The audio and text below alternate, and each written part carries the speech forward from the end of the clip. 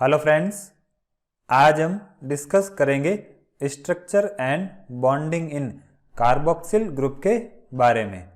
देखिए, carboxylic group की बात करें तो ये कार्बोनाइल ग्रुप और अल्कोहलिक ग्रुप से स्ट्रक्चरली रिलेटेड होता है। मीन्स जो कार्बोक्सिलिक ग्रुप हैं वो कार्बोनाइल और अल्कोहलिक ग्रुप के कॉम्बिनेशन से बना हुआ होता है।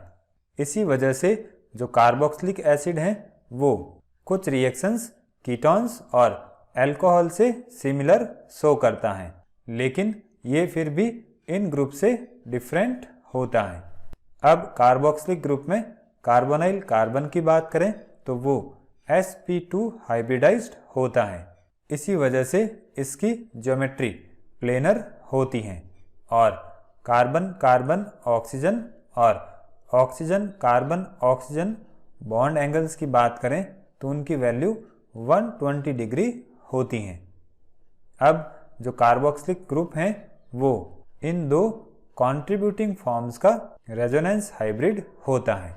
देखिए, ये हो गई फर्स्ट फॉर्म और ये हो गई सेकंड फॉर्म। इन दोनों के कॉम्बिनेशन से इस रेजोनेंस हाइब्रिड का फॉर्मेशन होता है।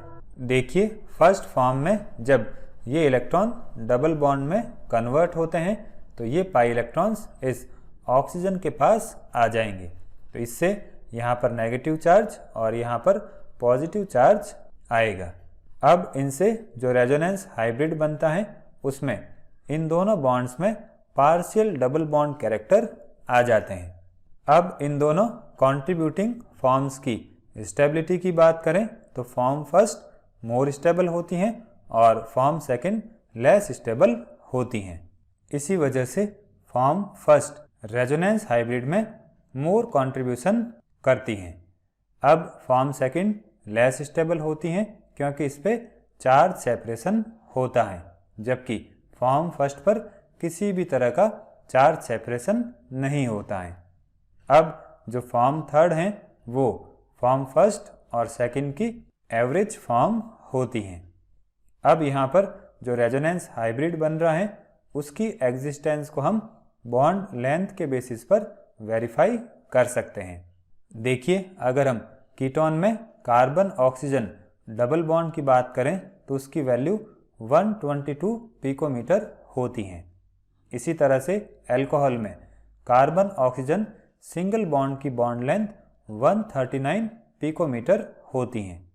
अब अगर एसिटिक एसिड की बात करें तो इसमें कार्बन ऑक्सीजन डबल बॉन्ड की बॉन्ड लेंथ 125 पिकोमीटर होती हैं, जो कि कीटोन के कंपैरिजन में ज़्यादा होती हैं। और एसिटिक एसिड में कार्बन ऑक्सीजन सिंगल बॉन्ड की बॉन्ड लेंथ 121 पिकोमीटर होती हैं, जो कि अल्कोहल के कंपैरिजन में कम होती हैं।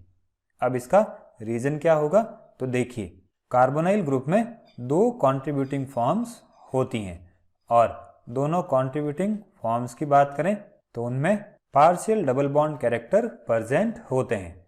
देखिए, फर्स्ट फॉर्म में यहाँ पर डबल बॉन्ड प्रेजेंट है, लेकिन सेकंड फॉर्म में यहाँ पर सिंगल बॉन्ड प्रेजेंट है, तो इन दोनों का एवरेज पार्शियल डबल बॉन्ड होगा।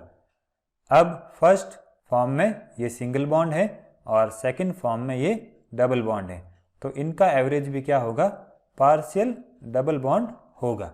अब कीटोन में कार्बन ऑक्सीजन के बीच में प्योर डबल बॉन्ड प्रेजेंट होता है, इसीलिए उसकी बॉन्ड लेंथ 122 पिकोमीटर होती है।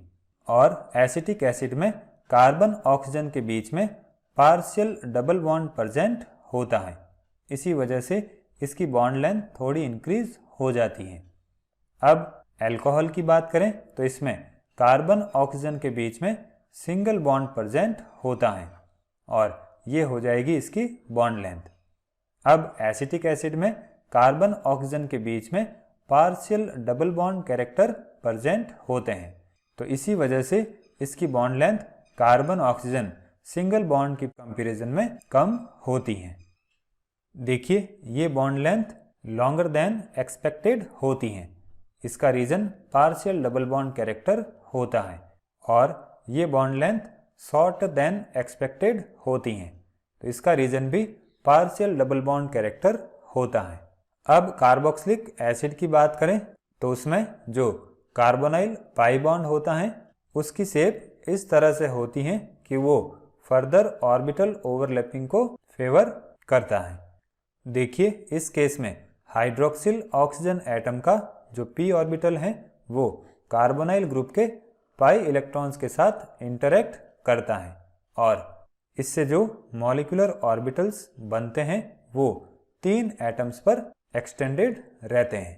देखिए ये हो गया कार्बोनाइल ग्रुप और ये हो गया इसका पाई बॉन्ड जिसमें p ऑर्बिटल्स के बीच में ओवरलैपिंग हो रही है।